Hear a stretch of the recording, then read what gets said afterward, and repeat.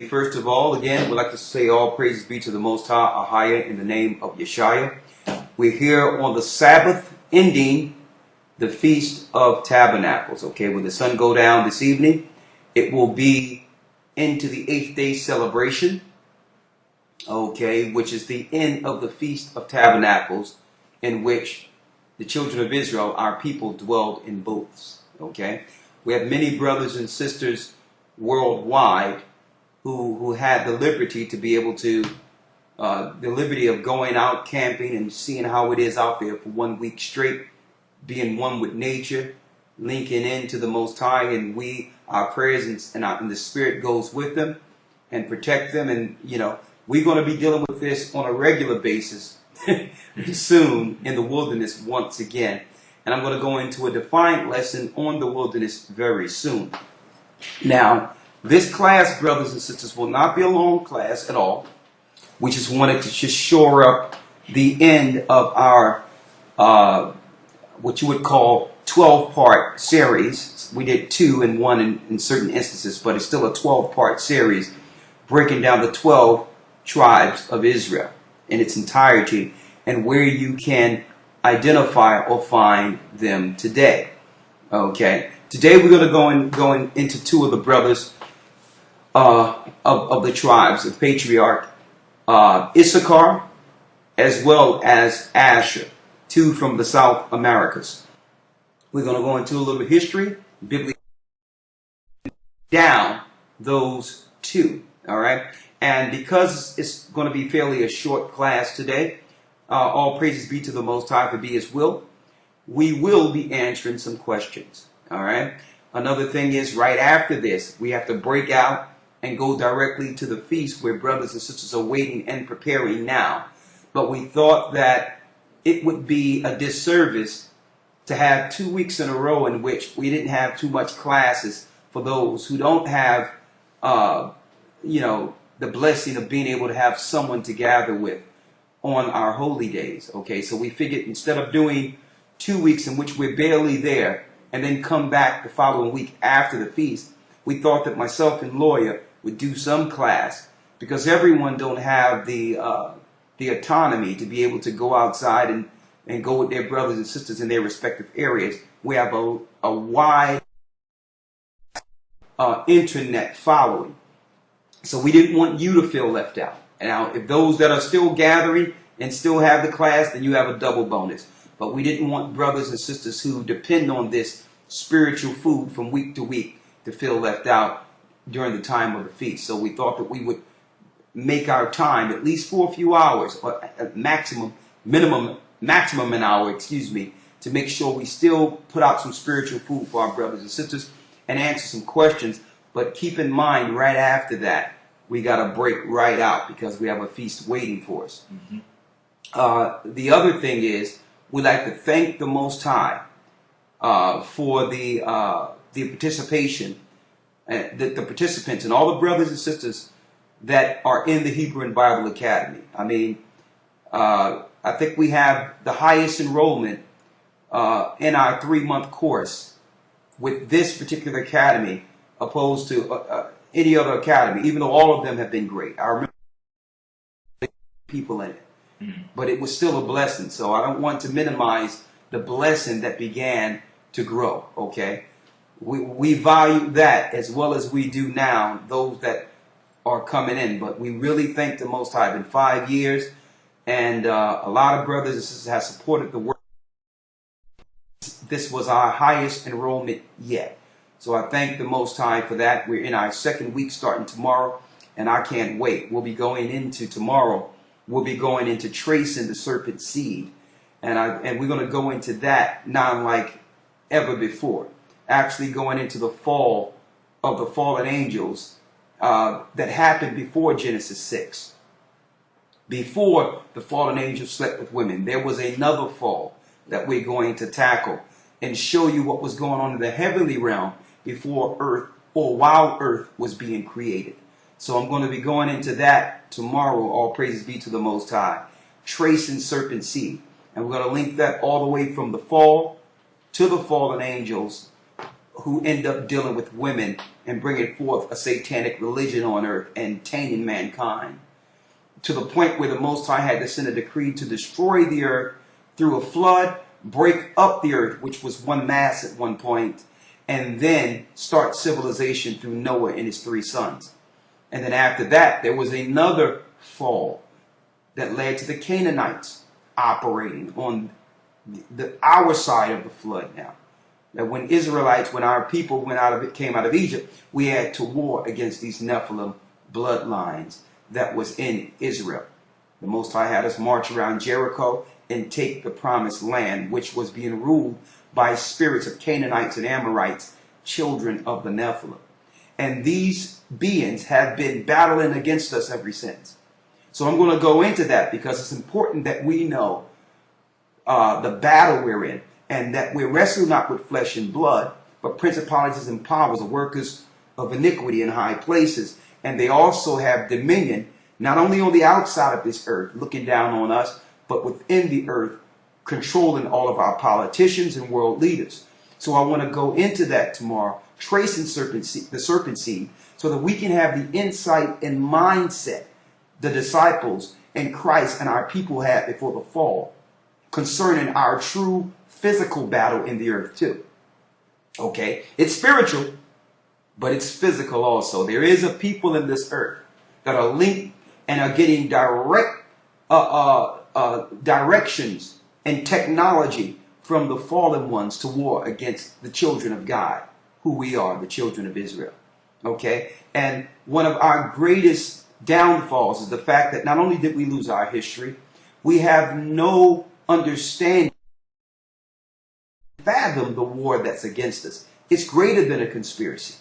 We can't even fathom why they ramped up the vaccine program and how they always cook up a new war so our people can die in, and how they've separated our families and now attacking the women and making them more fearful. And all this is aiming towards us. This is the same thing happened before the flood, and it's our seed, the chosen seed of Israel, at war with the serpent seed.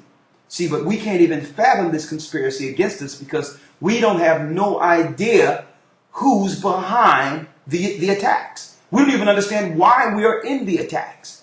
We don't even understand why there's war waged against us. Why the whole earth and prison complex is waged against us. Tomorrow, that this is an ancient war. And see, our shortcoming is the fact that we think everything is relative. We believe everything is organic and these things just happen to us naturally. That's part of the deception. We are in a war based on the fact that they understand the prophecies. They know our end. They know that at the end of this, those that make it through will rule and have power forever. They're trying to thwart that power. They want us as a people to fall with them. They're trying to take as many of us as they can. So we have to understand this war, who's waging this war, and stand on the right side against those who oppose us. That's why these lessons are so important. And that's why we've quantified these lessons in the Bible Academy. So that brothers and sisters can now take their time on a scholastic and scholarly level, going into the Bible, going into the history books, going into the Josephus, and understand our history and tie it into our present day war. So that we can be on the right side with Yeshua, with whom they ignorantly call Jesus Christ.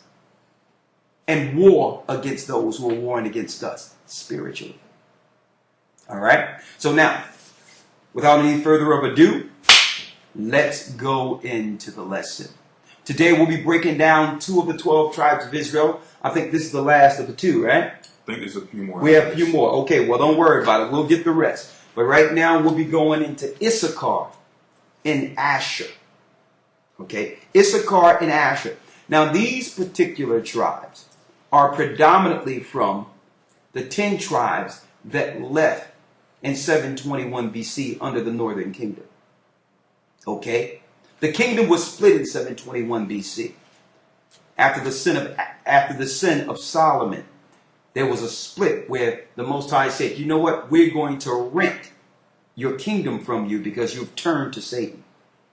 Okay, you've turned to the gods of the Gentiles. So what I'm going to do, I'm going to rent the kingdom in two. But I'm going to keep one for my son David. That one he kept for David is Judea, or Judah, Benjamin, and Levi, who predominantly ruled in the southern kingdom up until Christ's time. Past Christ and the disciples' time until we fell in 70 AD.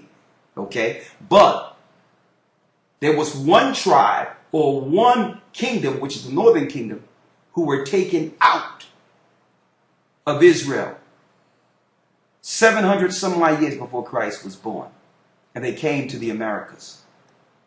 You're going to find out that Issachar and Asher were two of those 10. Let's get the prophecies in 2 Kings 17. Then we're going to go into Issachar, then Asher.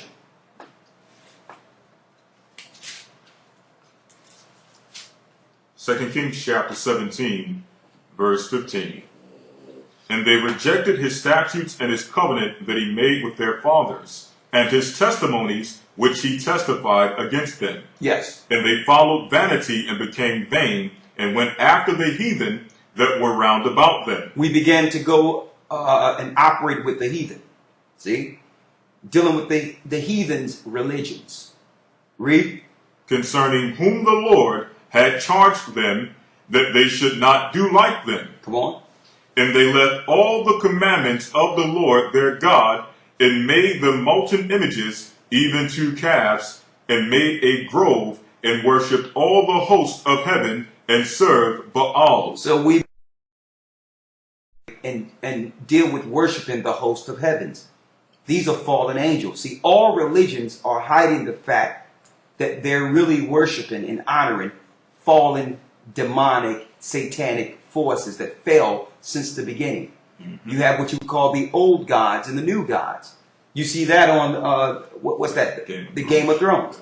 The old gods were the original 1/3 that fell from heaven in a revolt.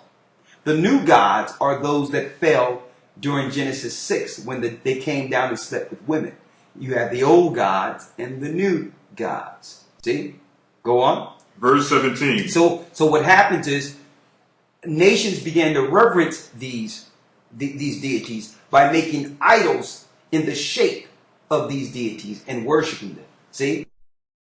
Give them information on what to put up and what image to make for them, so that now that spirit can service that person.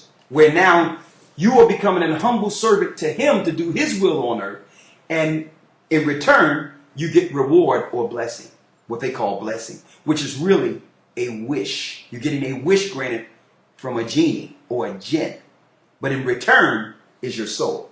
See? So they set up a whole religious system in which you must give reverence or honor to fallen gods. See? Now our people Israel began to follow this. Instead of following the God that made them, the God of Adam, the God of Shem, the God of Seth, the God of Enoch, the God of Noah, the God of Shem, the God of Abraham, Isaac, Jacob. Instead of following that God, we began to worship and honor lesser gods.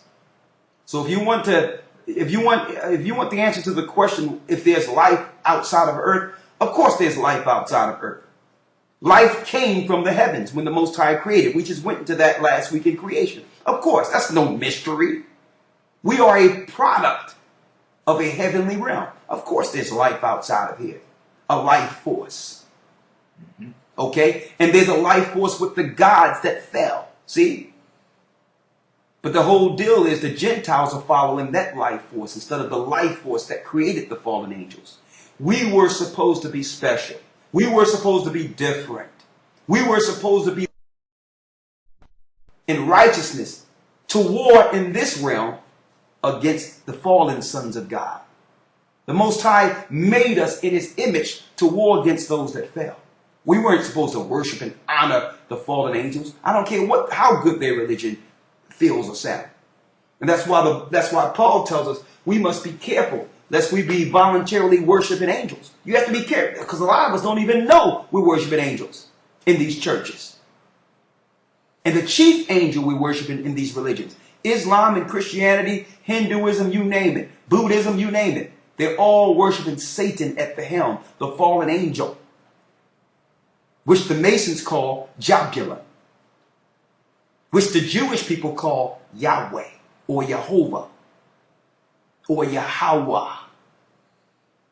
That's the head angel. Our people began to make sacrifices to this God, the God of the Tetragrammaton, the Canaanite God. Go on. Verse 17. And they caused their sons and their daughters to pass through the fire and use divination and enchantments and sold themselves to do evil in the sight of the Most High. When it says he built two calves, the two calves is in two separate languages. One Yahweh and the other Jehovah or Yahweh. Okay? And we began to put our children in this calf, Moloch. A sacrifice, a child sacrifice that happened through sexual ritualistic magic. We will bring forth that child in that ritual, and that child, if it was conceived out of that ritual, it would go into the bull and be burned to the god Moloch. We began to do this. The same thing they're doing in San Francisco till this day at the Bohemian Grove. Because Satan requires a sacrifice and total obedience under his Molochian or Moloch religion. See, our people began to follow these ways. The Gentiles always sacrificed gods. That was just their way. That's mainstay for them. It's part of their culture. We were supposed to be different. Go on. Verse 18. Therefore the Most High Ahiah was very angry with Israel. Come on. It moved them out of his sight, and there was none left but the tribe of Judah only. Now, when it says he removed Israel from out of his sight, now, some people might ask, well, Israel, isn't that all Israel? Well, no. Once the kingdom was split, they was split into two separate families, two separate kingdoms. One kingdom was called Judea or Judah, which Judah, Benjamin, and Levi resided in, which is the southern kingdom, lower parts of Israel. And at the northern kingdom, it was called Israel. It's like two separate states. One called Judah, the other Israel. Well, Judah had Judah, Benjamin, and Levi. Israel at the northern kingdom had what? The rest of the tribes. See? So Israel started with Ephraim, which was now the king over Israel. So you had Jeroboam and Rehoboam. You had Rehoboam over the southern kingdom, over Judea. And you had Jeroboam, which was an Ephraimite over the 10 tribes or Israel. So because of this sin, the Most High said he's going to remove the 10 tribes of Israel out of his sight. See? His sight is the place of his holy people, the land that was chosen to hold such a people, which is Israel. So when it says remove them out of his sight, it's not saying that he's going to move them into a place where they can't be seen. It's saying he's going to move them from the chosen land, the land of his eye in. See? He's going to take those 10 tribes out and rip them out of the land. See? Why? Because Israel began to curse the land with their sacrifices and evil doing, following the ways of the Gentiles, the new age religions that was back then. The same religions today. There's no difference. Behind the scenes, they're sacrificing us, doing the same things that they did back then. Okay, go on. Verse 19. Come on. Also Judah kept not the commandments of the Most High their power. So our people, Judah, began to follow the ways of the Gentiles also. Read. But walked in the statutes of Israel, which they made. Come on. Verse 20.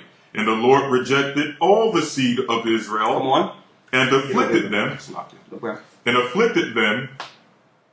And afflicted them and delivered them into the hand of spoilers. So in return for us doing such an evil on the Most High's land, he said that he would give us over to what? Spoilers. The nations would now have the power to come in and to loot us and to take us and to enslave us. See, that's the answer to slavery. That's why we were enslaved. Okay, it wasn't because somebody didn't like someone else and all this and all people get a chance to serve other people. That's garbage. Okay, they're trying to totally deflect us from understanding that we are the people of the curse. They're trying to deflect that. The reason why we went in the cargo slave ships and the other nations were spoiled by the conquistadors and the Spaniards and Rome was based on our sins against our father, ASHER, who gave us our land, Israel.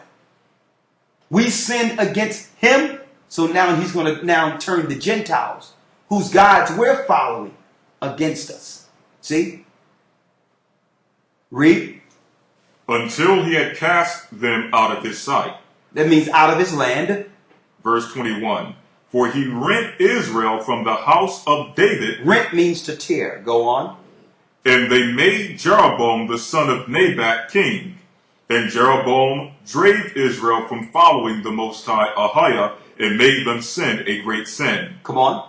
For the children of Israel walked in all the sins of Jeroboam which he did. They departed not from them. Come on. Until the Most High ASHER removed Israel out of his sight, all his servants the prophets. So was Israel carried away out of their own land. That's what it means by being moved out of his sight. Read that last part again. Until the Lord had removed Israel out of his sight, as he said by all his servants the prophets, so was Israel carried away out of their own land. That's what being moved out of his sight means.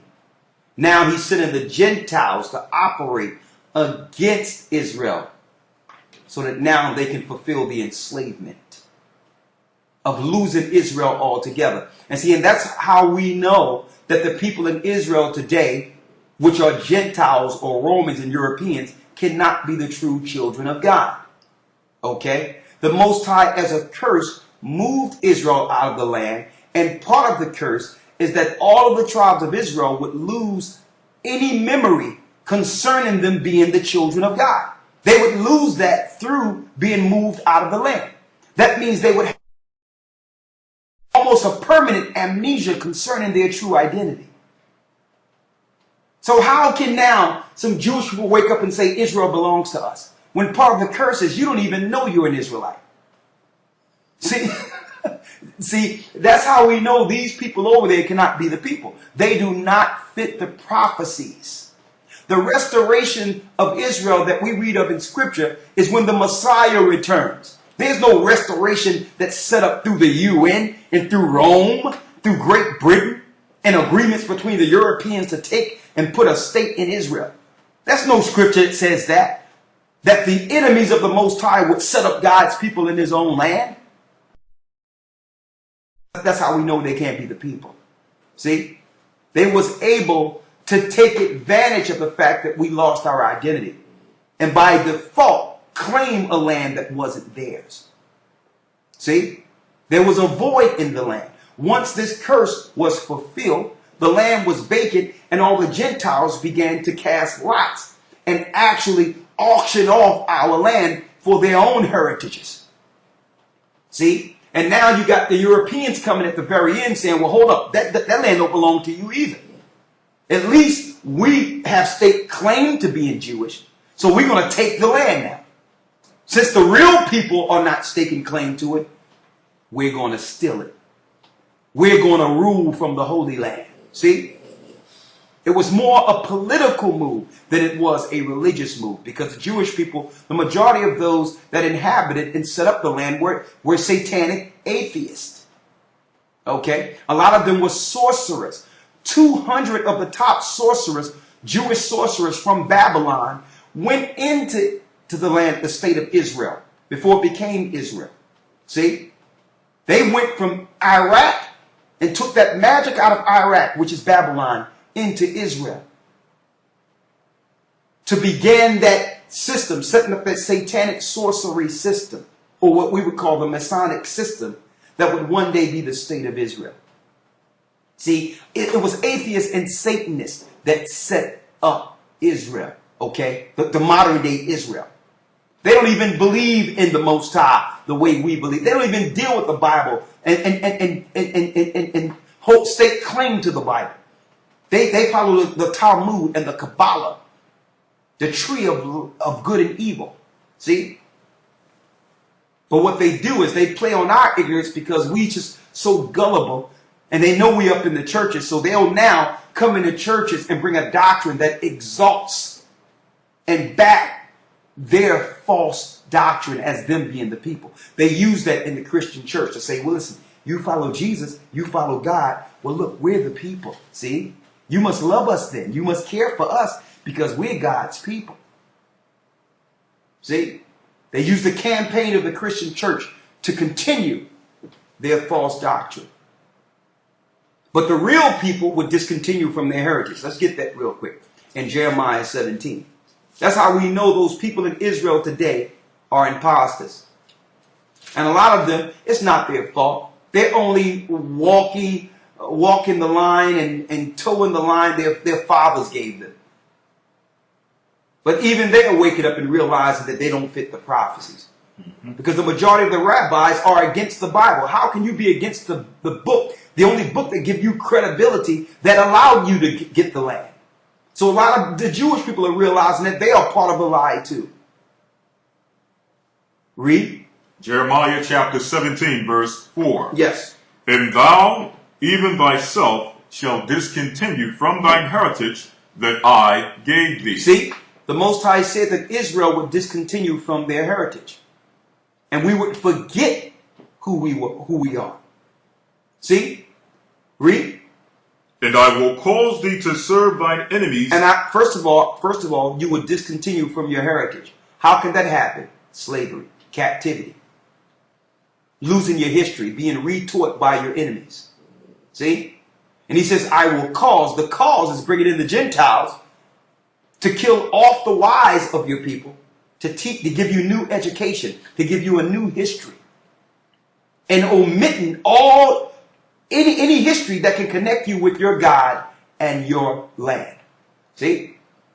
Go on. I will cause thee to serve thine enemies in the land which thou knowest not. Because we didn't know any place called America. See? Matter of fact, the place of the Americas was moved far west, way from the east. So he says, I'm going to cause you to do what? I will cause thee to serve thine enemies in the land which thou knowest not. We didn't know anything about America back then. See? We didn't know anything about that. So he says, I'm going to cause you to serve in a foreign land. One moment here.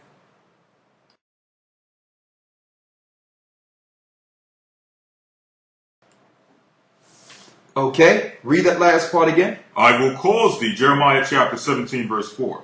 I will cause thee to serve thine enemies in the land which thou knowest not, for ye have kindled a fire in mine anger, which shall burn forever. Now let's go back to 2 Kings 17 now. 2 Kings chapter 17, verse 21. Come on. For he rent Israel out of the house of David, or from the house of David, and they made Jeroboam the son of Nebat king. And Jeroboam drave Israel from following the Lord, and made them sin a great sin. For the children of Israel walked in all the sins of Jeroboam which he did, they departed not from them, until the Most High Ahiah removed Israel out of his sight, as he had said by all his servants the prophets. So was Israel carried away out of their own land to Assyria unto this day. When it says Assyria, the Most High put the spirit on the Assyrian king to take Israel down, which is the northern kingdom. See? And we served, well, the 10 tribes served for a time there until they decided to now gather together and take their chance on the waters. Okay? To take their chance to get some ships and go on the waters and find another land outside of their captivity, outside of the Assyrian king.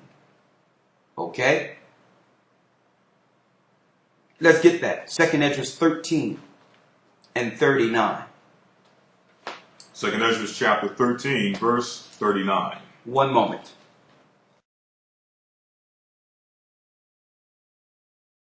Picking up where we left off at, brothers and sisters, we went into the fact that you would have a prophecy in 2 Kings 17 that Israel would be moved out of the Most High's sight, right? Moved out of the land. The Assyrians took Israel down, which is the 10 tribes, and it was prophesied that this would happen in the Apocrypha. 2nd Esdras, the 13th chapter, and the 39th verse. Telling us how the 10 tribes, or the Indian tribes, were in the Americas before the slaves of Judah, Benjamin, and Levi got to the Americas. See?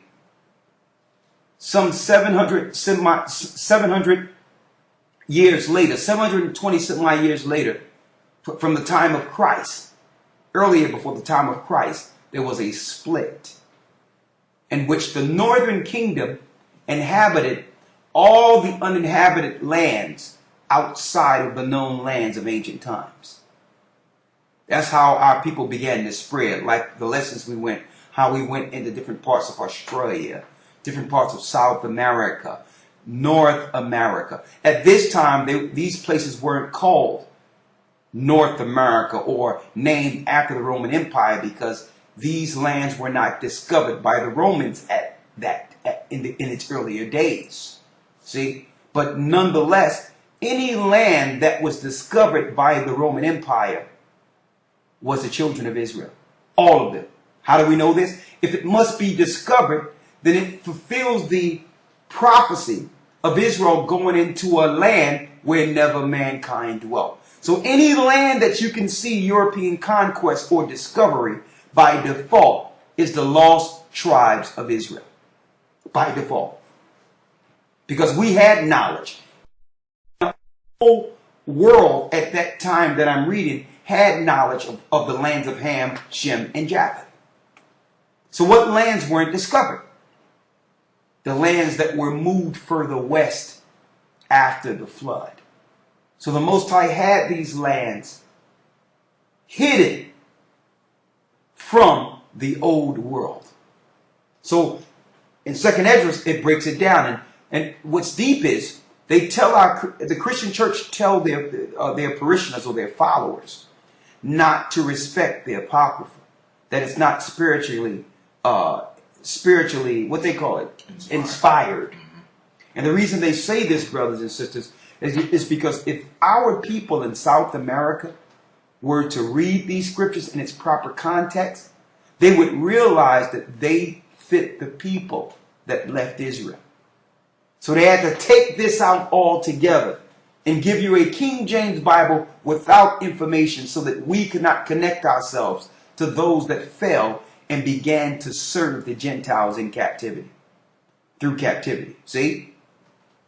Let's read it. 2nd Esdras 13 and 39, the prophecy. 2nd Esdras chapter 13, verse 39. Yes. And whereas thou sawest that he gathered another peaceable multitude unto him. So when Christ returns, it's speaking of this man coming out of the waters. It's speaking of Christ. When Christ returns, he's going to gather the multitude together to himself. That's when God's people will be restored back into Israel. And not before then. Okay? Read. Verse 40. These are the 10 tribes, or those are the 10 tribes, which were carried away prisoners out of their own land in the time of Hosea the king. Those were the 10 tribes that were carried away captive out of their own land. What we read in 2 Kings 17. See how the precepts link this directly to those people? So now we can further identify where those people went. See, the world powers don't want you to know this. They don't want you to know that the people that they discovered were from the lost tribes of Israel. They don't want you to know this because you realize you have no business serving them. You realize that they are a base satanic sect that we have no business serving. The only reason we're serving them now, brothers and sisters, is because of a curse. You know that, right? It wasn't meant to be that way. It was our following them that caused the Most High to put us under them.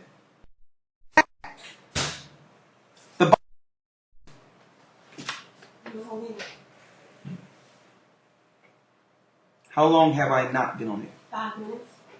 So we can check and see if you know. Okay, one moment. Since when Elder brought the dog up. Okay.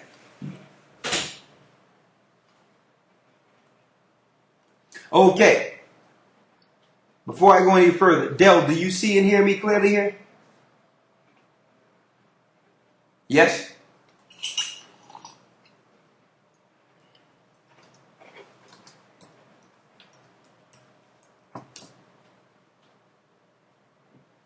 Yeah, they see me.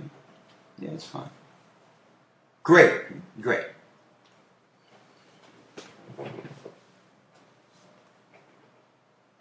Read that last part again. Yes, sir. This is 2nd Ezra 13 and 39. Come on. And whereas thou sawest that he gathered another peaceable multitude unto him. He gathered another peaceable multitude unto him. Who are they? These are the 10 tribes which were carried away captive or carried away prisoners out of their own land at the time of Hosea the king. So fulfilling what the scripture said here. See? In 721, according to 2 Kings 17, we were taken out of the land. Read. Whom Salmanassar, the king of Assyria, led away captive, and he carried them over the waters. Carried them over the water. See? And they came into another land. Verse 41. See, they came into another land. Now, back then, because these lands were not founded, you had the Gentiles theorizing that the earth was flat and that if they sailed, they would fall off of the earth. Why? Because when they would try to send their ships out there, the Most High would have Leviathan or storms destroy them. Therefore, there was no proof that other lands existed at this time. So they believed there was no other land, no other place to live. They had an entirely different map than the world map we have today. See? But the Most High showed signs and wonders and delivered them and showed them information concerning lands that was outside of the old world, so that our people would have what? An alternative from our captivity during that time of under the Assyrians. Read. Verse 41. But they took this counsel among themselves, that they would leave the multitude of the heathen and go forth into a further country, where never mankind dwelt. Where never mankind dwelt. I'm going to show you how our people got to the Americas. Read. That they might there keep their statutes, which they never kept in their own land. Come on. Verse 43. And they entered into Euphrates by the narrow passages of the river. For the Most High then showed signs for them, and held still the flood till they were passed over. For through that country there was a great way to go, namely 1.5 years. It took us 1.5 years to get through the countries into the waters, to go over the waters and go into the Americas. See, I'm talking about the 10 tribes there. Read. And the same region is called ASHER. Now the Bible, or the Apocrypha, call it ASHER, which means hidden land. It wasn't until later the Romans began to name these lands after their own names, like America, or United States of America, which is a corporation, or South America, or Canada, or Hawaii. See what I'm saying? Or Australia. All the hidden lands together that was not a part of the original old world is named ASHER, after its attribute, hidden land. See? Read. Verse 46. Now let's go back into Issachar now. Let's go into Issachar. We went through the majority of them. We only have a few to go. Now let's go into Issachar, who was a part of the 10 tribes that was prophesied to go into the Americas. Read. Genesis chapter 30, verse 18. Come on. And Leah said, God hath given me hire, because I have given my maiden to my husband. Come on. And she called his name Issachar. So now, Issachar name is what? Read it again. And Leah said, God hath given me my hire. My hire. See? My hire. What's hire? To work. To be hired or to be employed. See? See how our attributes link in to who we are today based on our birth name? We know that the Mexicans are known for getting hired for low wages. See? So the Bible tells Issachar what will befall him in the last days. And it's linked to that attribute he was born with, to work. See? To be hired. My hire. And you know what? This is one thing that's known throughout the whole earth concerning Issachar. They band together to work, see, for low wages. I'm speaking of some real good work. I'm not speaking of no cheap work. I'm speaking of some real high level work they'll do for cheap labor to have money go back for their families, to their families. See? To have money so that to go back to help their home. My hire. See? Read on. Now let's go into Genesis, the 49th chapter. Just a few precepts for Issachar. They're known as my hire. And these are the Mexicans. Read. Genesis chapter 49, verse 14.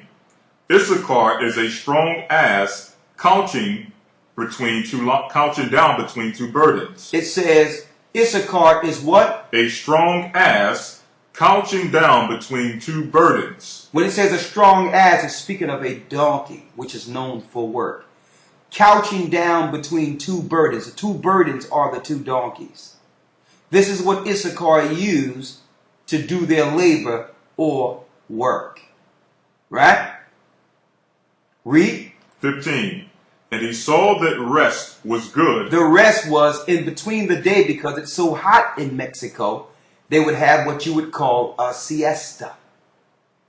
During the hot time of day, they would rest because it was too hot to work. And then they would continue work again.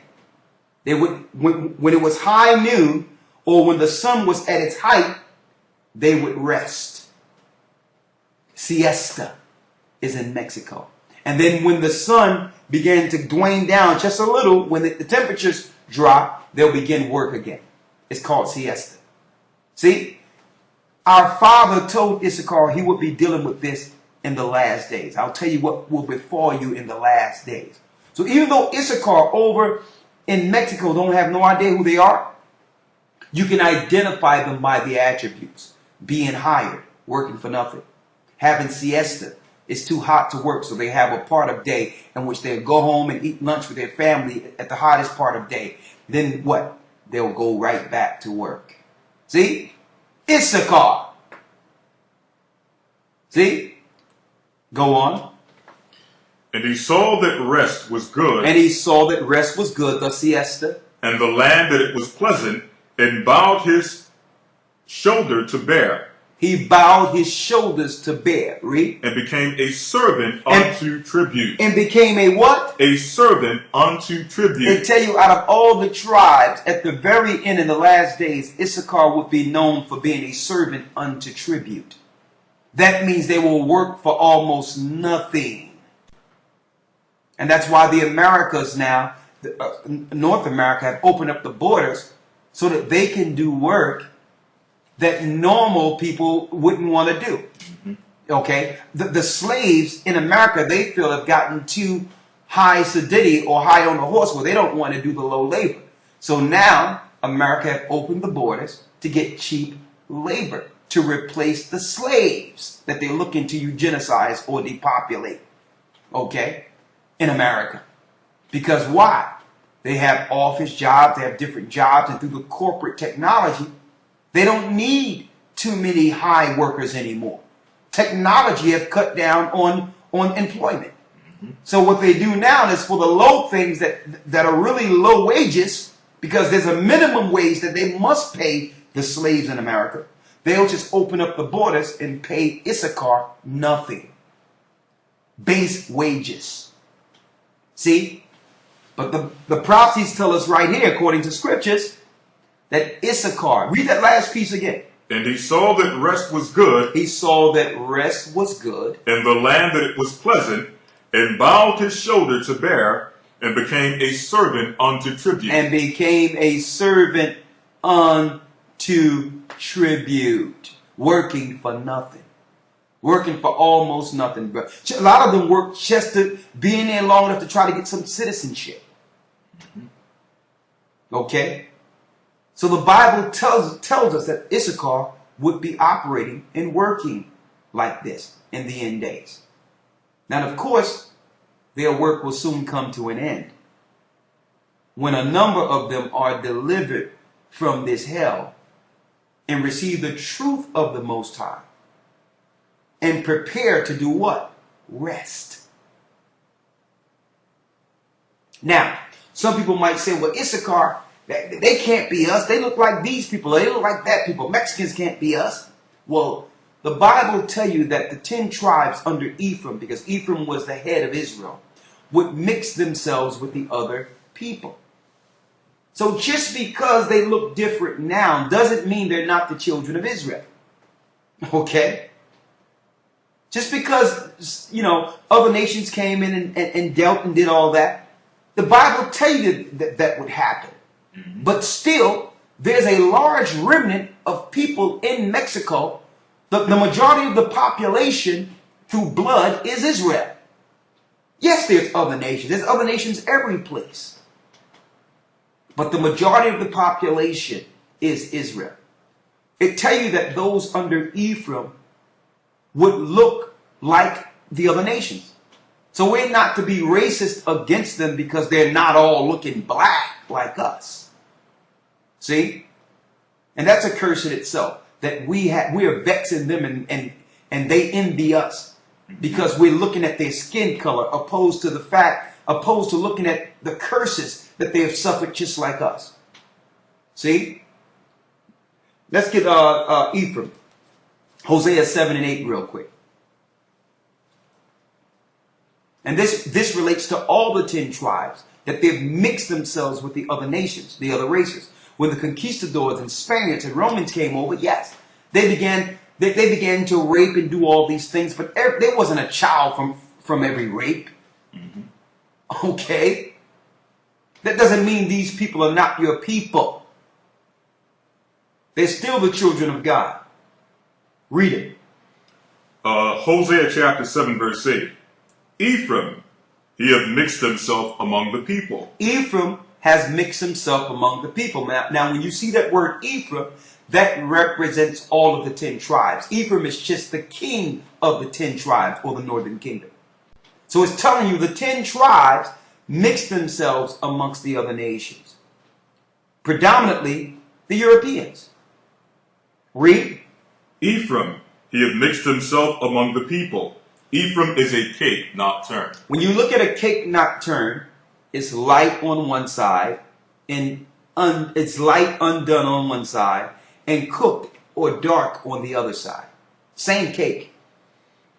See? Same cake. It's still who? Issachar. But you're going to have some light ones. It's still Ephraim, one of 10 tribes. You have some light ones, and you'll have some dark ones. Because they mixed. Who did they mix with? The conquerors when they came over to the Americas. You have anything else on this card before we move to Asher? Just one thing. Let's pull up some history. If I can mention something also in that last statement. Yeah. If you go into the history of the 10 tribes, like Reuben, Gad, Issachar, and many of the different tribes, once those initial generations were killed off, they would take the children and place them in these, what they call boarding schools. And in these boarding schools, they basically tried to wipe out any level of remembrance of their heritage.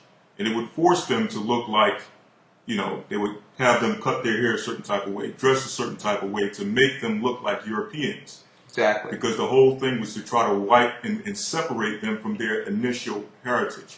So that's why a lot of them, have those features also.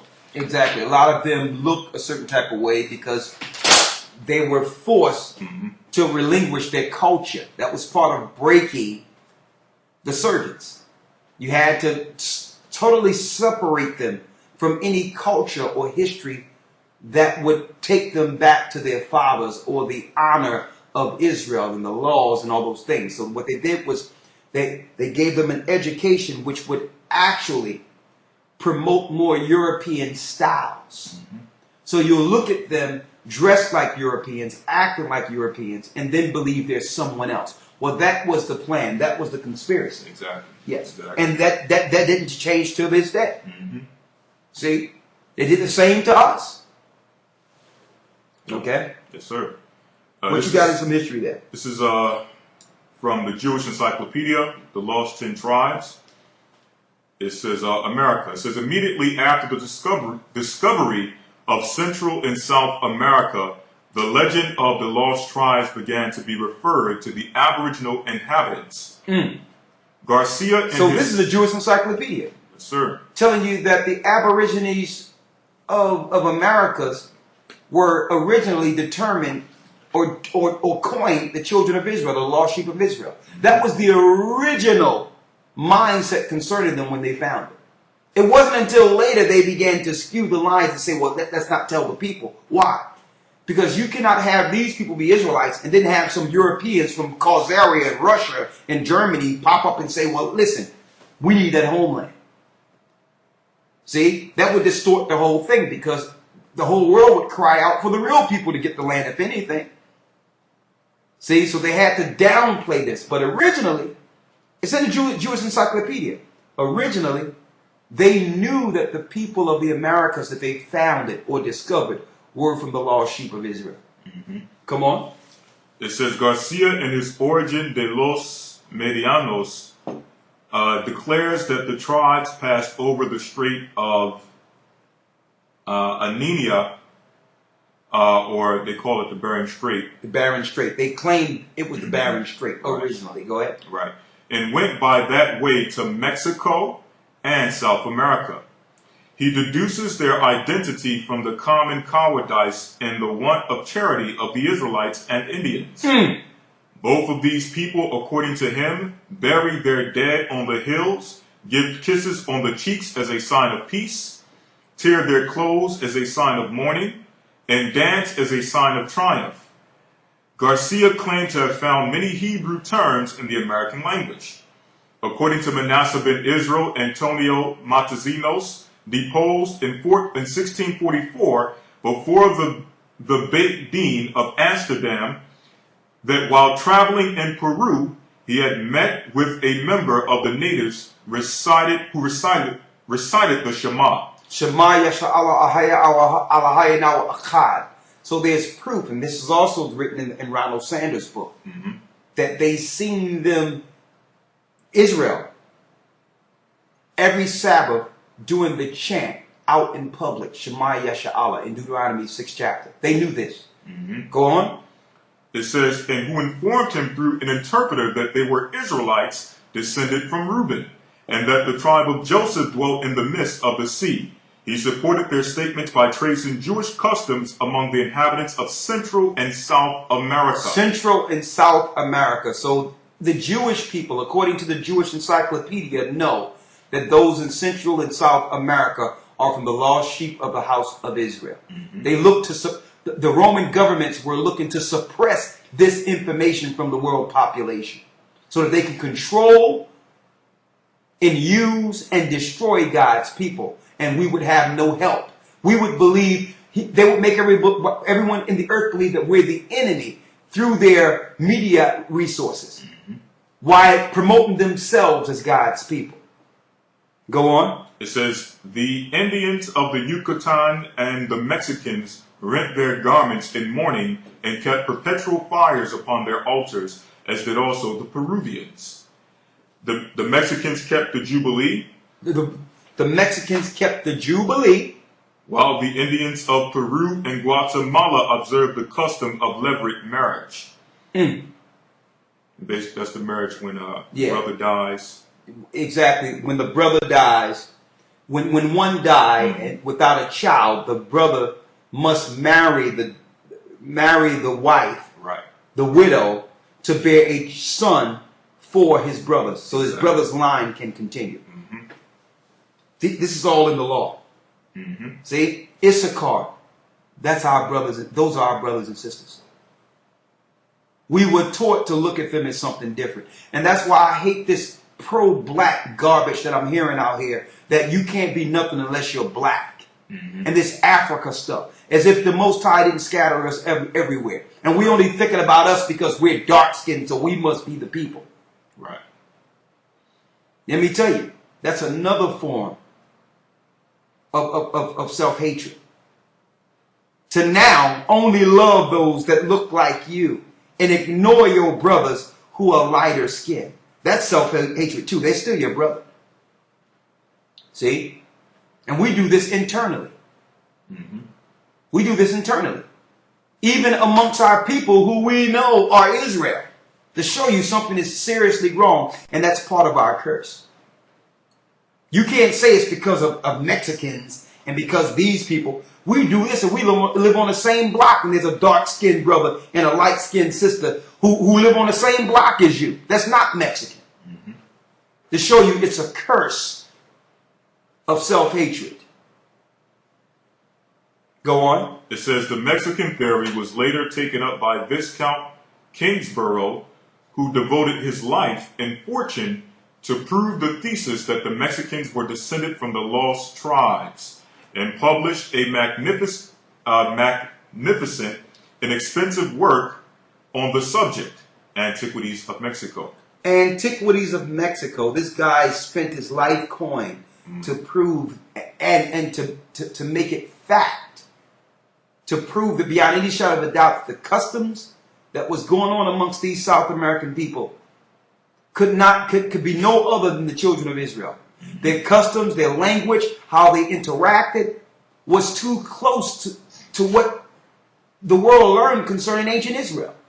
How is it these people are still following the customs of ancient Israel?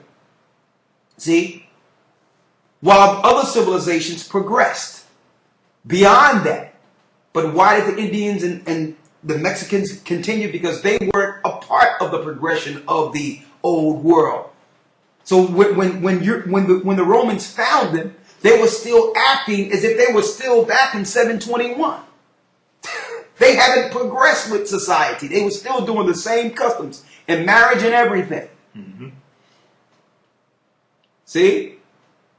Some 1,000 years later, almost 1,000 years later, they find these people doing ancient customs. They must be the children of Israel. They're doing the same exact customs and things that we can read in the scriptures. They're following Leviticus. They're following the book of Numbers. They're following the chronology of the kings and how you set up kings and appoint kings. They're following the tearing of the hand in peace pacts.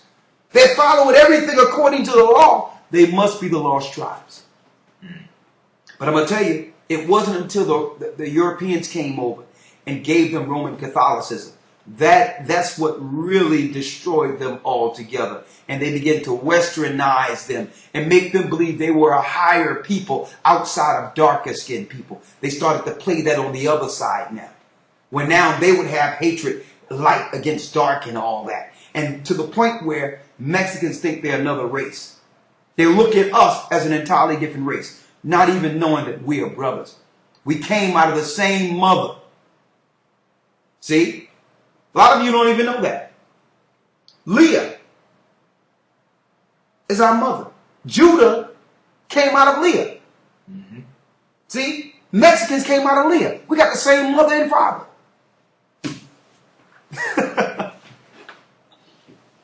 We are brothers. Of course, at one time before the Romans came over, the conquistadors came over, yeah, you were dark just like us. The majority of you, look at some of the images in Mexico. The wide noses and all that. Yeah. Because we have the same mother and father. See? But eventually when the Romans came over, we fulfilled Hosea the 7th chapter. They began to mix with the other people. And by the time we got to the Americas, a lot of Issacharites, a lot of them are dark just like us. When you look at some of those remote areas, they're dark just like us. But a lot of them that are being promoted throughout the media or what have you, they're a little lighter skinned now. Through time. But still, nonetheless, they're still the children of Issachar. You got anything on Issachar before we go to Asher? Just one last piece. It says, Yes. Kingsborough's chief arguments are that the Mexicans and Israelites believe both in devils and angels as well as in miracles and the use of blood of the sacrifices in the same way, namely by pouring it on the ground. Also that the high priest of Peru is the only one allowed to enter the innermost holy part of the temple, and that the Peruvians anointed the ark as did the Israelites. He also finds many similarities in the myths and legends. Thus, certain Mexican heroes are said to have wrestled with Quetzalcoatl like Jacob with the angel. There you go. An ancient story that they use a different name with, but it was still the same story of Jacob wrestling with the angel. All in the histories of the Issacharites. So, Issachar, a son of Israel, another lost tribe found. Now let's go into Asher.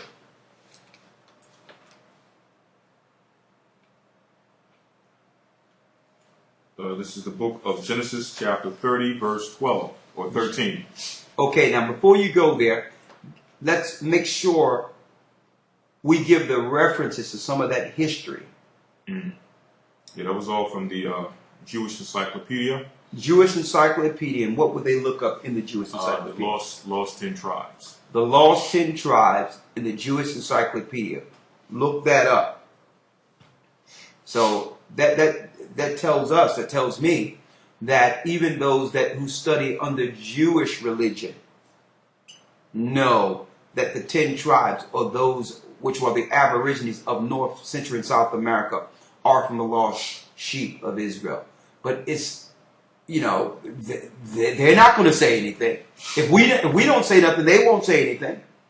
Because by default, if they're the tribes of Israel, we have to look at these guys and say, well, okay, Rosenberg and Cohen and Rosen, who are you? If these are the lost tribes, where do you fit in that? Yeah, you converted. Okay, that's fine. You can say it. You converted. But that doesn't make you a tribe of Israel. That makes you following the religions and quote unquote, some of the customs of Israel. Okay? But if I was to become a Buddhist tomorrow, that don't make me Chinese. Okay? That don't change my ethnicity or my bloodline. Okay? So just because you made us into a religion doesn't mean you're an Israelite. An Israeli is different than an Israelite. Okay?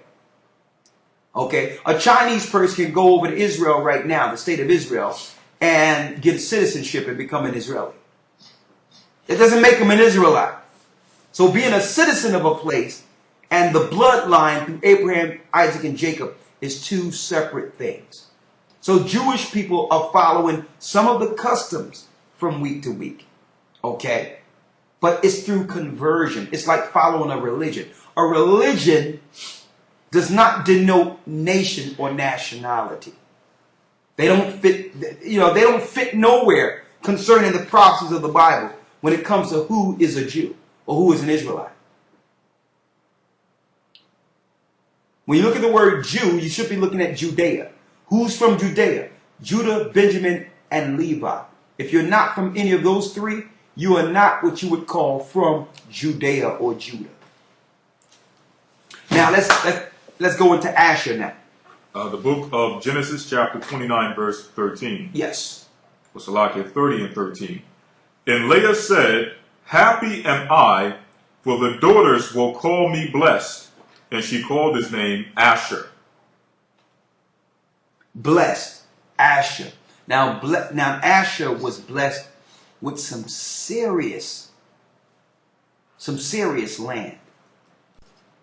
Okay. Which would pay great dividends for Asher in the last days. Okay. Let's go into Asher in the last days in Genesis 49. Genesis 49 verse 20. Out of Asher his bread shall be fat, and he shall yield royal dainties.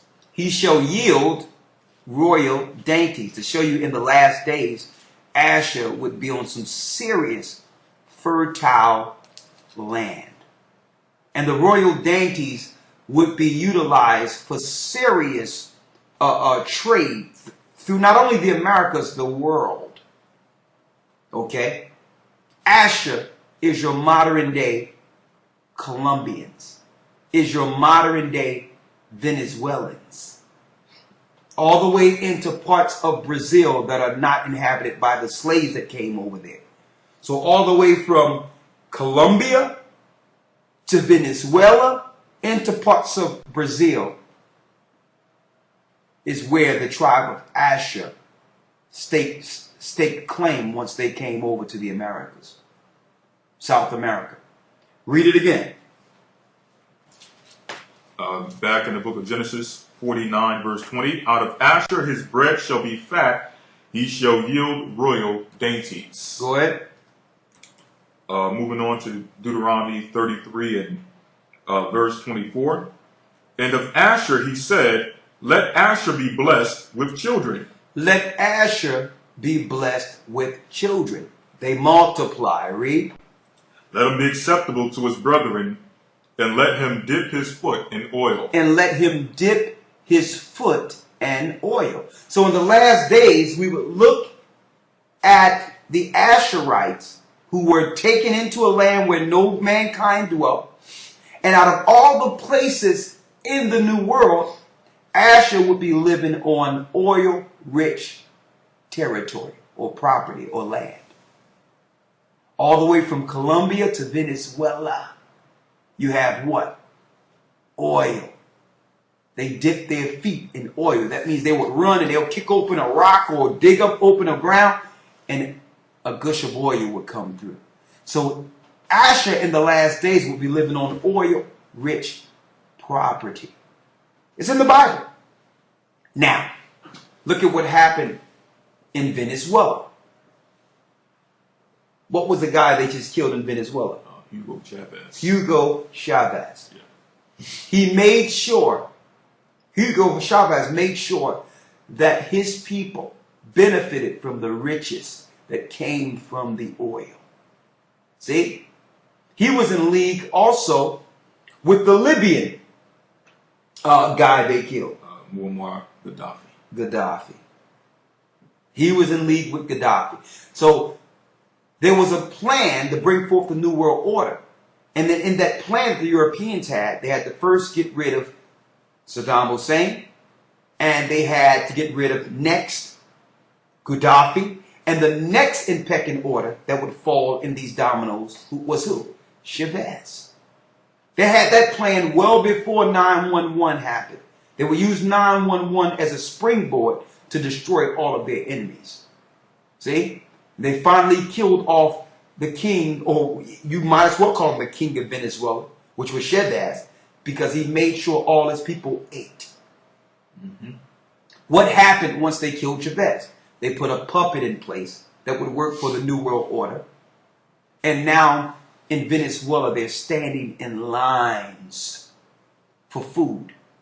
The world government and banks have confiscated all the food and all the wealth of Venezuela, even though the land is still fertile. They will arrest any farmer who feeds the population. They have confiscated all the farms and say, the government will pay you, but we must distribute the food in a crisis, which is a man-made, or what you would call an Agenda 21 or Agenda 2030 made famine. It's an agenda to destroy the children of Asher in South America. Asher still has some of the greatest fertile land, but none of them can benefit from it because now it has been confiscated under emergency orders. See? But it's what the Most High said would happen. He's calling Asher back. Now you must turn to your God and put down Catholicism and put down this modern day Christianity and come back to the true Christ. He's the only one who could save you through this famine. See? Give me some more on Asher here. Verse 25.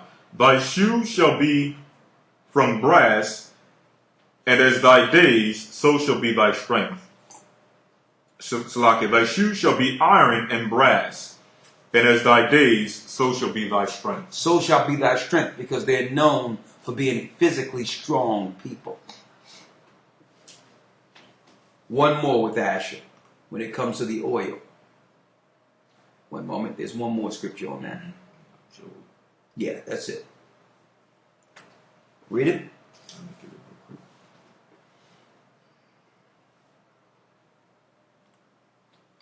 One moment.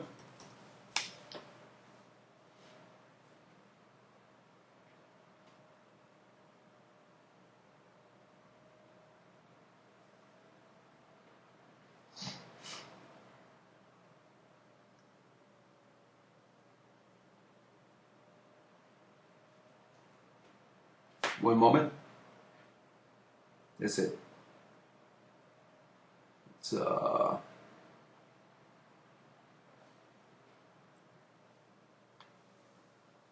you have it there? 29. Job 29.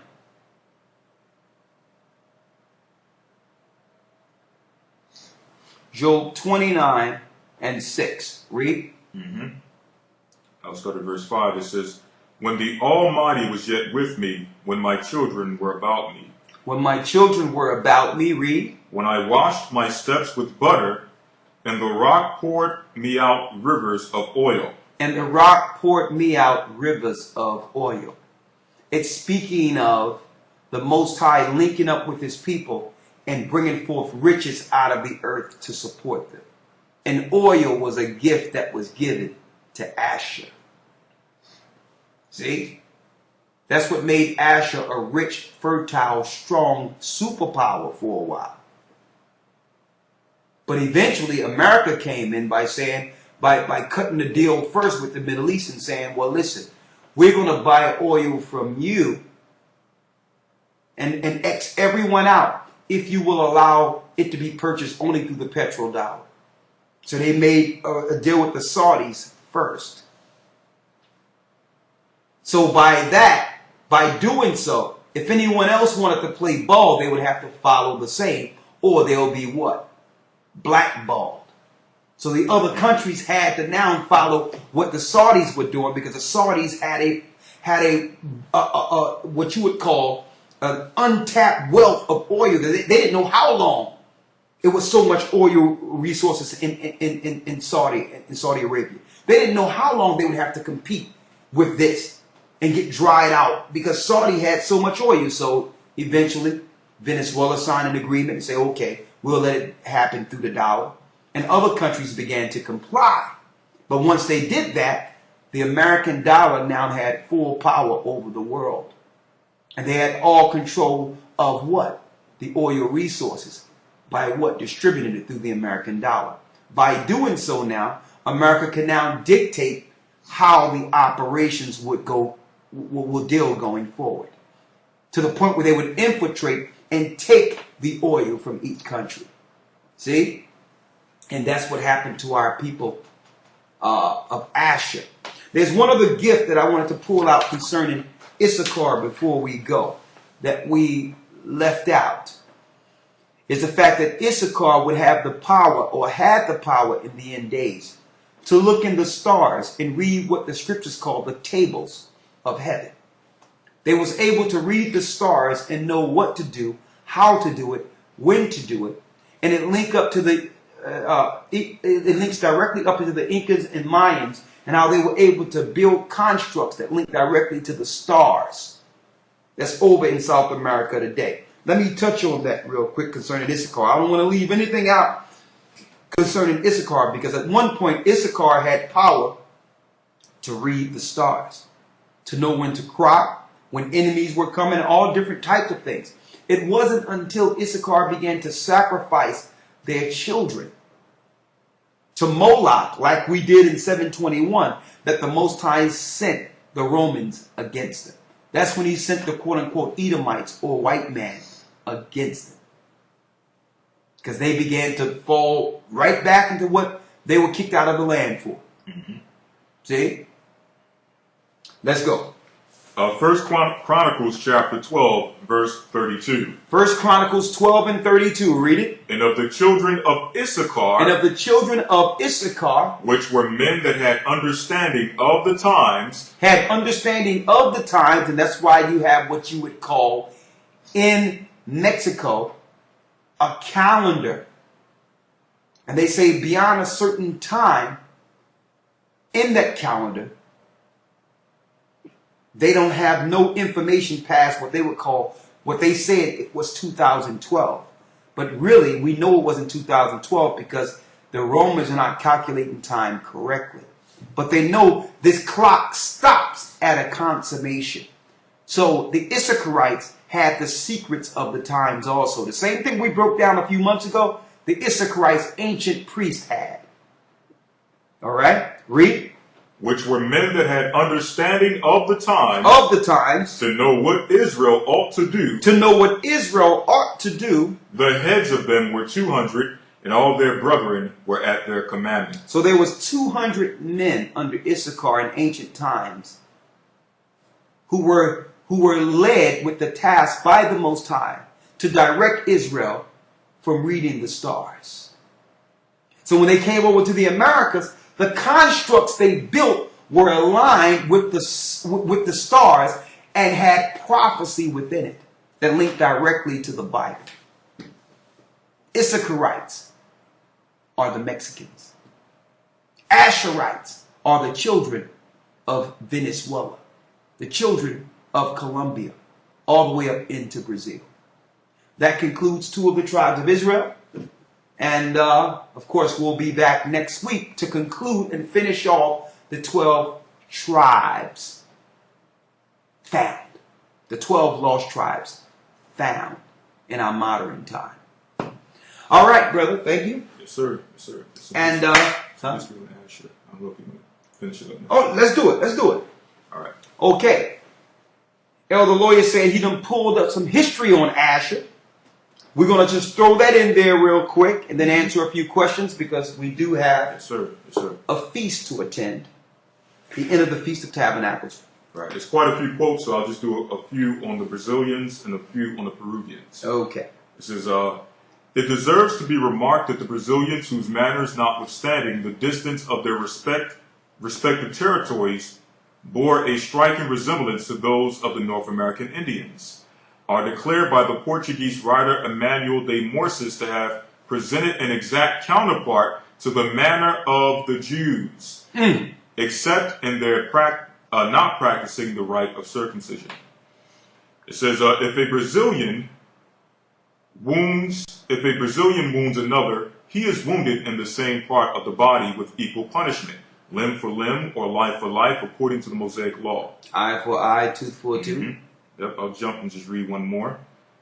It says, Lerius tells us that the Indians of Brazil wash themselves 10 times a day, and that the husbands have no matrimonial intercourse with their wives till their children are either weaned or grown pretty hardy, which is similar to the custom of these northern Indians and that of the Israelites. Exactly. There was a time of separation after childbearing.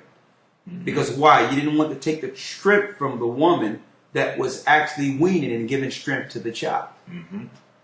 That's in the law. Go on. Yep. Also, another thing I want to mention is the fact that they keep comparing them to the North American Indians. Yes. Showing that these are the same people from the same nation. They came out of the 10 tribes. That's why they compare them to the North American Indians. Not that they are the North American Indians, but these are similar customs from one part of the Americas to the next, proving that they all must be from the lost tribes of Israel. Right? And the Peruvians too. The Peruvians are also part of ASHER. Peru. Come on. I'll just read 2 on Peru. It says, Okay. It says, Polo de Ordegondo states this curious fact in his unedited treatise concerning the manners of the Peruvians, wherein he observes that blasphemy, sacrilege, adultery, and homicide were 4 crimes that the Peruvian laws punished with the greatest severity. Moving on to the next one, it says, they Peruvians seem likewise to have imitated the Jews and their sacerdotal custom, meaning their priestly custom. It says, Balboa in the 18th chapter in his unedited history of Peru, to which he had given the title of Miscellaneous Antarctica, mentions along with the tassel, a scepter, a mantle, and sandals as composing to the regalia of the Incas. It would appear that from Garcia asserts that the dress of the Peruvians was more like that of the Jews. Of the Jews, the Israelites. Than was the Mexicans, whilst the sandals of the people of New Spain were strictly in the Hebrew fashion. And it goes on and on. It says, we know that the expression of John the Baptist, there cometh one mightier than I after me, and the latchet of his shoes I am not worthy to stoop down and unloose. The nature of the Hebrew sandals, which probably exactly resembled those worn by the Mexicans. Okay. And this leads me to another place. After we finish the 12 tribes of Israel, on our site, gatheringofchrist.org, under each tribe, this new history found that we did for the 12 tribes will be added to each tribe. So now you have the history, the references, and all the points that we pull out with this particular lessons, the 12 lost tribes found, and give you some more in-depth study to go into just by going into our website, gatheringofchrist.org. All right, brother, some powerful history. Yes, sir. We tackled two, and we're going right into the Most High's High Holy Day, the end of the Feast of Tabernacles, where we eat and close out the holy day of the Most High, the holy week of the Most High, the Feast of Tabernacles. Now, what I can do, because it's 5:30 on the well, it's what time is in the States? What time is it in the States? 12 should be 12. It's about 12:30 in the States, right? Yeah. So we're right on point with the time. I thank the Most High for that. I can answer questions for a maximum, brothers and sisters, of 10 minutes. And then after that, I would have to wish you all Godspeed. And we'll see you tomorrow in the academy, going into a profound lesson, tracing the serpent seed. And we're going to more so stay on the side this time. We deal with the different angles. But we're going to deal with the characters, the fallen characters that fell into the earth from the beginning, leading up to the flood, and what happened after the flood. We're going to really just deal with that part of Satan and his angels who are operating against us all the way till this side of the flood. Okay? And it's deep that when we go into it, we're going to show you proof that really the fallen angels and the demons that came from them, they fear us. They fear us. So they had to turn it around through media and all that to make them out to be scary, and so that they can take the higher ground when it comes to war against us, when really we are their horror story. They know that according to the Most High, at the end of this, those of the righteous that make it through will judge them. They fear us. And see, that's why the Most High says he didn't give us the spirit of fear. When you lose that spirit of fear, then you become mighty. And now you're ready for war. We have to lose this thing where we are afraid of everything. Okay? The Most High is actually establishing us to be leaders and judges of this earth. And to shake that captive fear mentality. So tomorrow when I go into Tracing Serpent Seed, we go into it, we're going to tackle it from that angle to show you that they're fallen ones who have no power. They're relegated to these laws within the earth. They are bound and imprisoned with laws the Most High made to imprison them here. See? So they don't have no power. And when we tap into the power of Christ, guess what? There's no weapon formed against us that will prosper.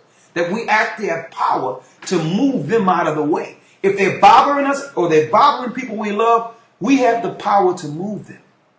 See? And they are afraid. But we lose that power. I mean, but they are afraid. But we lose that power when they make us fearful. See? When they make us feel that they are stronger. Oh, something is in my house. Something has been bothering me. I need some help. See, that's where they want you.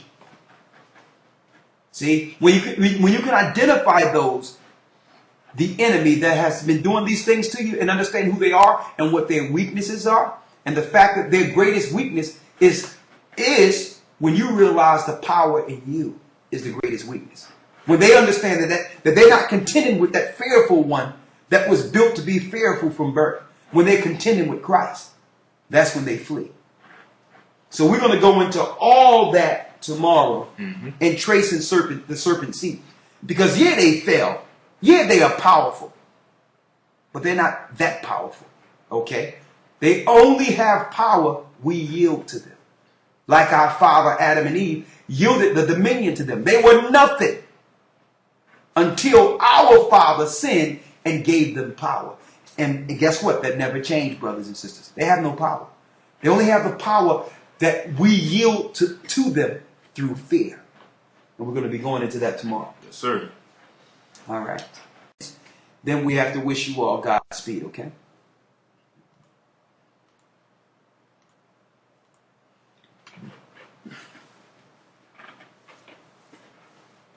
Okay, the chat is open.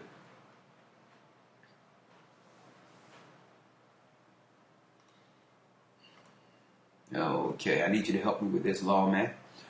All right. Someone clear that. It's 10:33 right now in the States. It's 10:33 in the States. Okay, all right. 10:33. Okay, that's good. Yeah, it's 10:33. Yeah. I'm about to say that's way too late. Yeah. All right. Yeah, I'm sorry. I got the wrong clock on my computer, so that's the issue here. All right.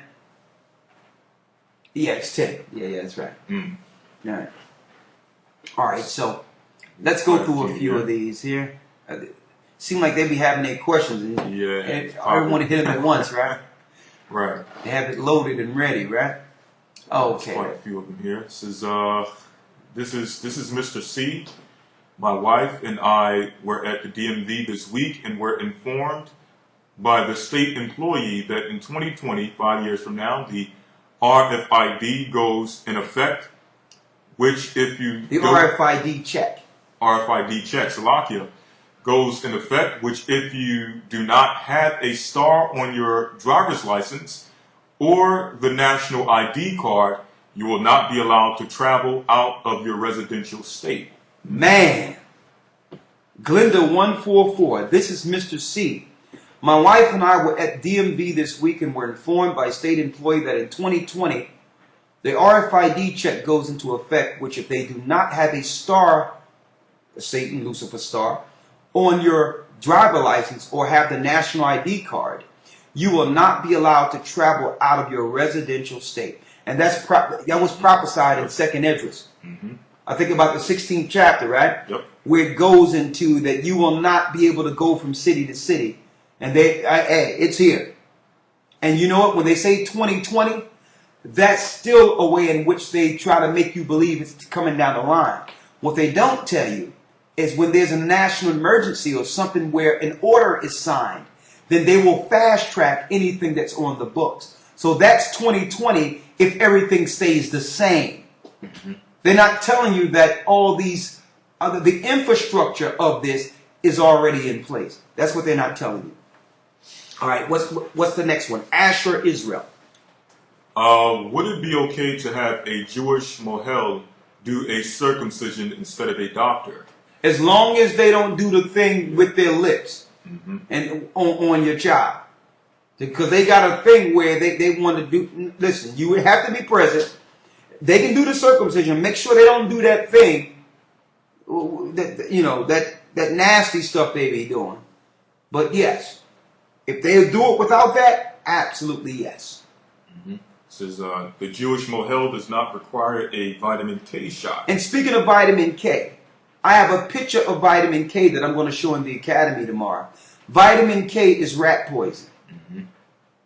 They use vitamin K. It tell you on the side of rat poison, on the ingredients, vitamin K is the active ingredient. Go on YouTube and put rat poison, vitamin K.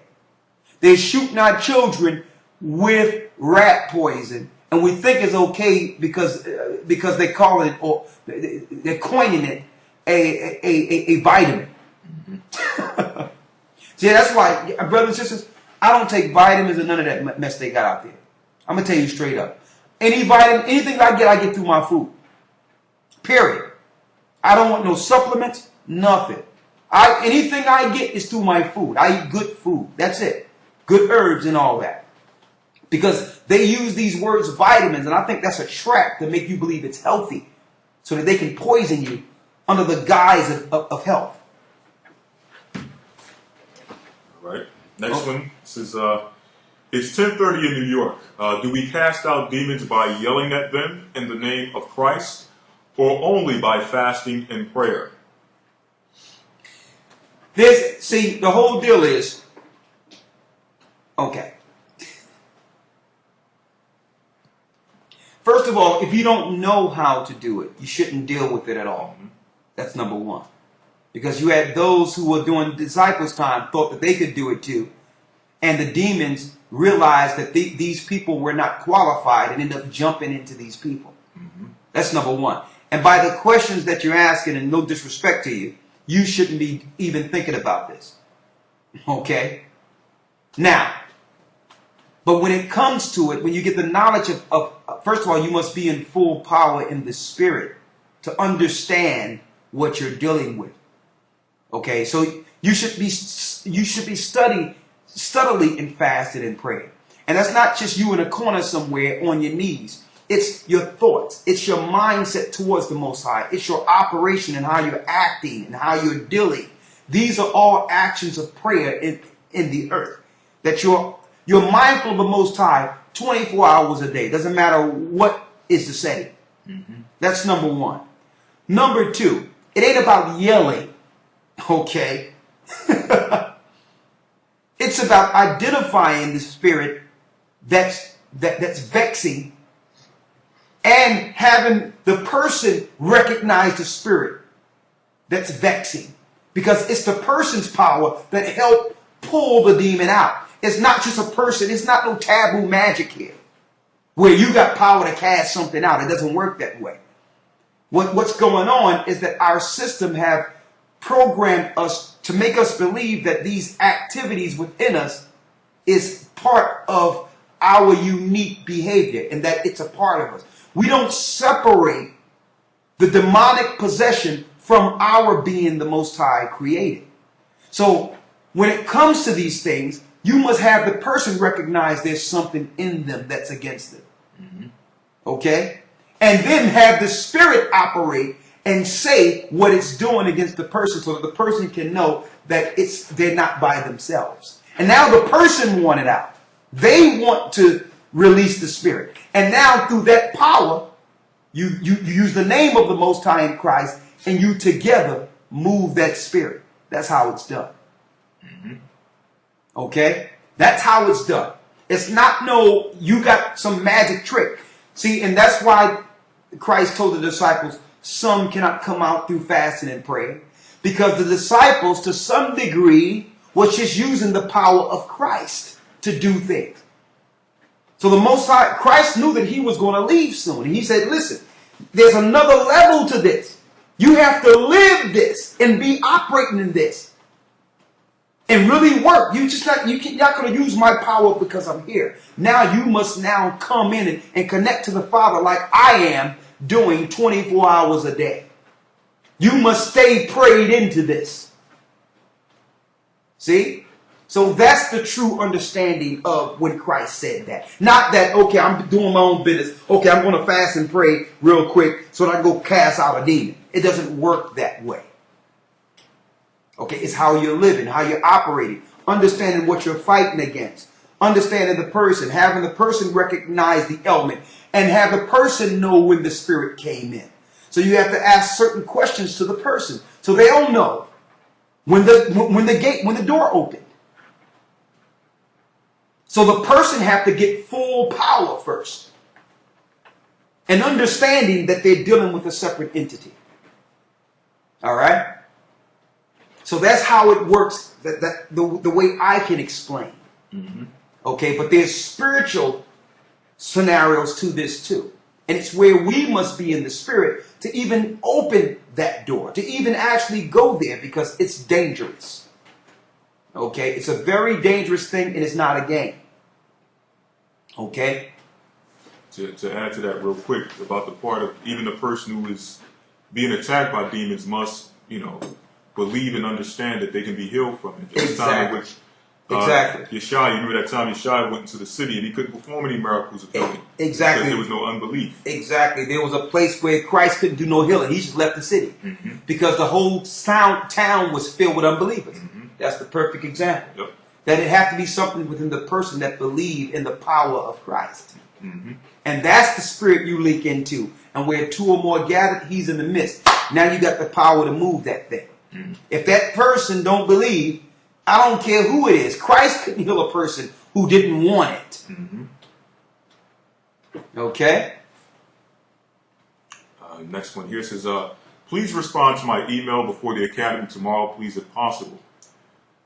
Someone says, is the 8th day of the Feast of Tabernacle to be treated as a Sabbath? And can we cook on that day? Of course you can cook because it's a feast. Just like the priest was able to perform for the temple even on the Sabbath. According to the law, they were breaking the Sabbath, right? Because they were working. But without them working, could there be a feast? Could there be a ceremony? Somebody had to work. So grace applies when you're doing it for the feast. So the answer to that is yes. Next one here says, Shalom, Elder. If it's a feast day in conjunction with a regular Sabbath, are we allowed to cook? Getting 13, we answered that. It says, getting 13 if 10 tribes left and 3 stayed. Was Dan added to the count back then? Some of Dan was added to the count, but the majority of Dan left and went into parts of Greece.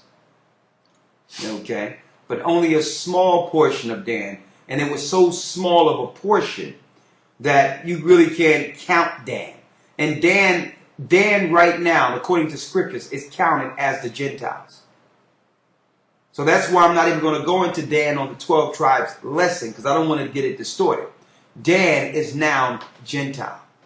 There's no gate for them in the kingdom of heaven.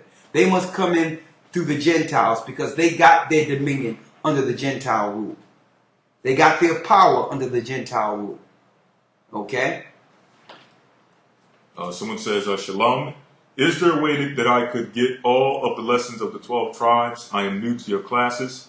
I also need to be baptized. I'm in Harrisburg, PA. We will get you baptized. We'll link you into my great brother over there in Philadelphia. And we got some in Pittsburgh, too, that you can link in with. All right. And they're holding it down over there. And I want to say hi to their family.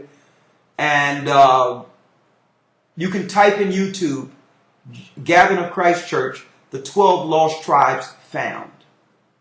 Okay. It'll break it all the way down for you. Or you can stay on this channel, go to our videos that's available publicly, and you'll see all the ones we went into up until this time. Recently. Okay? That means when you go to Ustream.tv, you type in Gathering of Christ, you'll see us pop up. Look at those videos and you will see all the videos you need right there up until this time. Dated up until this time. Alright? Hope that answers your questions. Send an email to gatheringas1@aol.com and we will answer in the order it's received. And like I said, brothers and sisters, because the academy is time sensitive, which means if we don't process it, people don't get in the class. These are actually moved to an administrator who deals with those. And that's why those academy questions be answered in a more expedited fashion, because the academy is time sensitive. If it's not answered, then they're not in the class. Okay? The other things which are important and the other letters are important, they are answered in the order that they are received. But mind you, you're talking about hundreds and hundreds of letters. Now, while we have 4 and 5 people dealing with the email on a regular basis, and I jump in on the more important ones, we still have to deal with them in the order that they came in. So some people might send in the academy payment with the question and say, well, why was the academy portion answered and not the question that came with it? I know y'all got it. Well, it doesn't work that way, because the person that deal with the administration for the academy is not in position to answer questions. You understand? What they'll do is they'll process the academy, which is time sensitive. And if your email is not an emergency, it'll go into the rest of the email in its proper order to be answered in that order. Okay? Just wanted to put that out there for you. All right, a few more here. This is there's one that was missed. Where at? Dion Court 6. Okay, Dion Court 6. Go ahead. It says, my husband and I went to Cancun for our honeymoon. My husband tried to wake up some of Issachar using scriptures. They kind of laughed it off. What's a good approach to wake them up? Well, you have to realize, unless you're on a mission in which you're going to be there in a ministry for a long period of time, then it's just in passing. You understand? The whole deal is, when it comes to a teacher, it says being apt to teach. Being apt to teach is not you just going to teach somebody hoping that they listen. You have to understand what their needs are, and use that as a platform to show them the Most High. So usually they'll come to you, and no matter what they're dealing with, it leads to the same road. It's an opportunity. But when we are more aggressive and we're trying to get somebody to see something, it's different, because people are only interested in what they're interested in. They're only concerned with what they're concerned with. You understand? So if they ask you and concerned about something, it's different.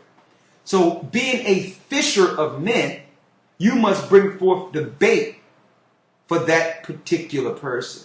You must know what they need, because people are only interested in what they need. You understand? So you must come from that vantage point, and not I'm showing them something and and hope they get it.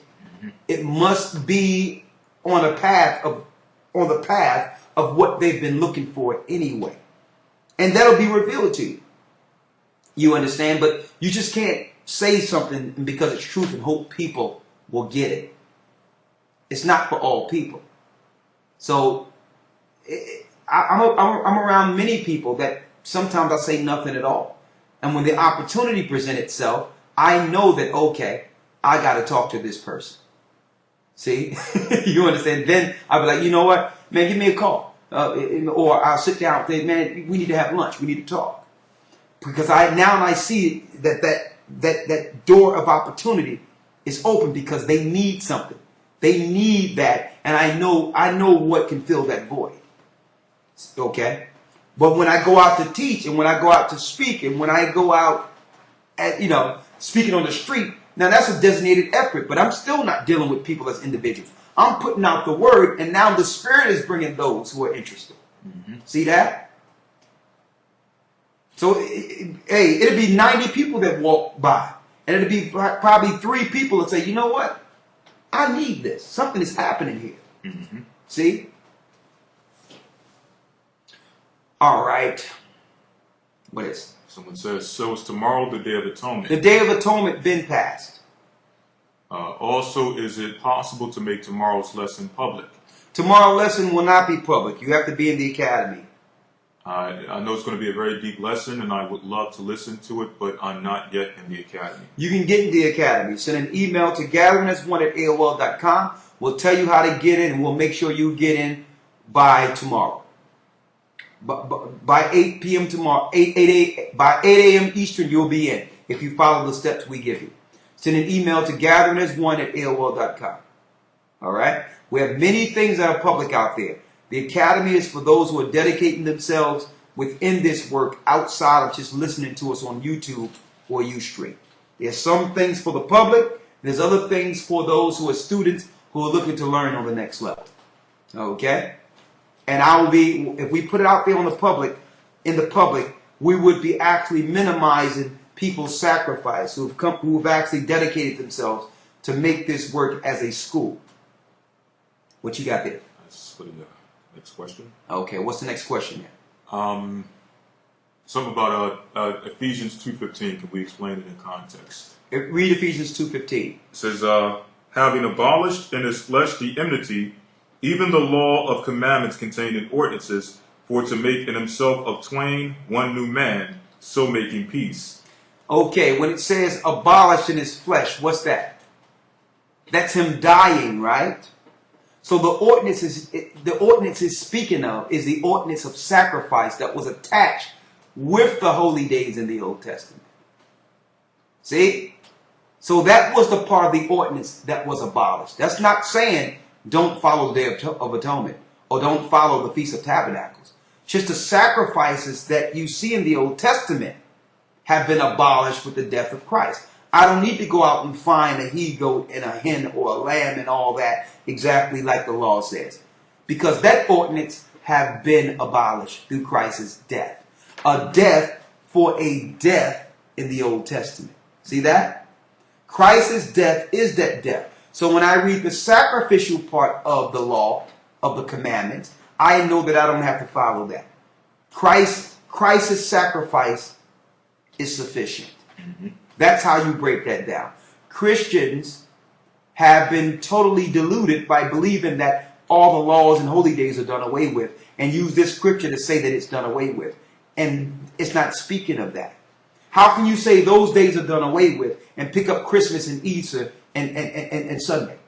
So you're saying the Most High did away his days so that you can accept Satan's pagan days? Doesn't make any sense. If he's done away with holy days, then you shouldn't be following anything then. You shouldn't be going to church on Sundays. You shouldn't be celebrating Easter or Christmas if you're saying Christ abolished holy days. See, but they use that as an excuse to say we don't have to follow the laws in the Bible. And by default, you can follow Satan days. That's why they did that. See? Mm-hmm. I'll just read up a few verses too to also help with that. Yeah, read it. It says that at that time you were without Christ, being aliens from the commonwealth of Israel and strangers from the covenants of promise, having no hope and without God in the world. But now in Yeshua, ye who were sometimes afar off are made nigh by the blood of Yeshua. For he is our peace, who have made both one, and have broken down the middle wall of partition, as having abolished in his flesh the enmity, even the law of commandments contained in ordinances, for to make in himself of twain one new man, so making peace. Exactly. Through his death, he made peace. Mm-hmm. So the ordinance he done away with is sacrifice. See? It's not speaking of holy days being done away with. Mm-hmm. All right. Next one here says, what was the reference in the Jewish Encyclopedia? The Shingo Jewish Encyclopedia, author Mordecai Schreiber. They're asking, is it the author Mordecai Schreiber? It's the regular Jewish encyclopedia you would find online. Just type in Jewish Encyclopedia and the website should come up. Okay. Next one says, there's supposed to be something going down with Farrakhan and the Gadites on 10/10/15. Okay. Interesting. Someone says, Shalom, elders, Rakar and Lawyer. I praise the Most High and Yeshua for you every day. I am a follower for 3 years. I remember when you both were in Philly. Will you ever come back? If so, I can plan to be there. Also, is there an elder in Philly? My family and I need the fellowship and baptism. I feel close to you. Stay focused and blessed. Awesome lesson as usual. Smile. Okay, I'm glad you were with us in Philadelphia. And yes, I was just back in Philly. This June I was there. And we have a lovely following of brothers and sisters and some leaders over there. One brother and his father in particular holding it down with the rest of the brothers and sisters in Philadelphia. So absolutely. Send us an email to gatheringas1@AOL.com and I will connect you with the elder and deacon there immediately. Okay, I will respond to the email before the academy. Yes. A few more. Conviction 144. Shalom, elders. I'd like to know why the name of Ahia is in the Kabbalah. That's a good question. The name of Ahia is in the Kabbalah because it's the highest God to be reverenced on earth. Okay? That's why. Now the question should not be, why is his name in the Kabbalah as the highest name over Yahweh and Jehovah and everything?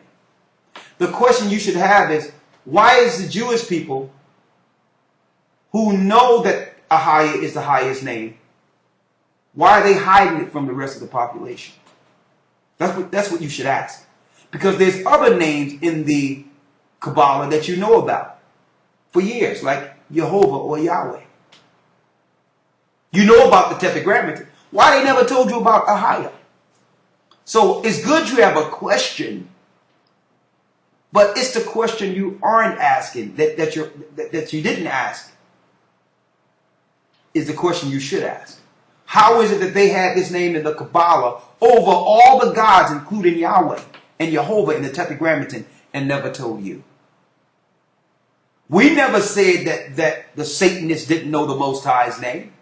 We never said, they know his name, but they don't invoke him. They hide him from the rest of the population. See? It's the highest God. It's the all-existent. And they made you believe that Yahweh, which is a lesser God, was equal to Ahia. When you look at the word Yahweh in the Tetragrammaton, they'll tell you it's the same as Ahia. They lied. So yes, we never said that they didn't know the Most High's name. Of course they know the Most High's name. But guess what? We didn't get it from the Kabbalah. I didn't find out it was in the Kabbalah till about 2 years ago. I got it because the Bible told us in the Hebrew his name was Ahia, ASHER, Ahia. See? And once that information started coming out, then people started looking into Ahia, and a brother online ended up looking at the Kabbalah and seeing Ahia at the top of all names. And I'm like, well, he just confirmed everything we knew from the beginning. That our God is above all gods, even the gods over the Kabbalah. See? What? Next one here. What's next? We answered that one. Yeah. All right. This is Shalom, elders. Please, regarding Hosea 7:8-9, didn't this happen even before they went to America? Yes, it happened before America. Absolutely. You're speaking of 700 some odd years that they left outside the land. Yes. But also it's a fulfillment that they will be mixing themselves with the people. Mm-hmm. That didn't stop when they got to the Americas. When the conquistadors came over, they mixed themselves with with the northern kingdom that was in America, in South America. So yes, that is true. Next one says, Shalom, elders. Lately I've been hearing a lot about Ethiopians professing to be Jews. Is this factual, misconstrued, not true, or partially correct? I'm aware that Moses married an Ethiopian, but that does not make the whole nation Israel. Okay, that's partially true. The original Cushites from Ethiopia is a different race from our people who are in Ethiopia and made Ethiopia home. There's a clear distinction between the two. All right? But yes, there's a large population of Israelites in Ethiopia who are Israelites. Okay? Someone says, who are the 12 kings? Last question, who are the 12 kings? What 12 kings? Not sure. They may have to you elaborate on that. Elaborate on the 12 kings you're speaking of.